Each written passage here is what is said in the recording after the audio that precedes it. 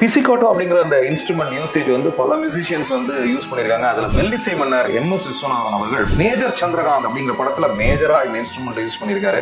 குறிப்பாக அதில் ஒரு நாள் யாரோ என்ன பாடல் சொல்லி தந்தாரோ அதோட ஓப்பனிங் ஸ்ட்ரிங்ஸ் முடிஞ்ச உடனே பார்த்தீங்கன்னா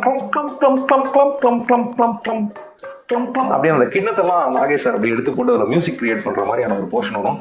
பாட்டில் அங்கங்கே பிசிகாட்டோ திரும்ப பயன்படுத்துறாரு.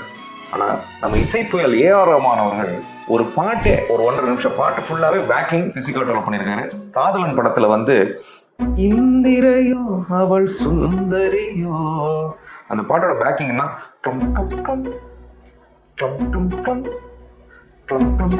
பிசிகாட்டோ கூட அனுப்பலைகள் அப்படியே ஸ்லோவா ஸ்ட்ரிங்ஸ் உள்ள நுழையும் பாருங்க. கண்டிப்பா கூஸ் பம்ப்ஸ் தான். கேட்டு என்ஜாய் பண்ணுங்க.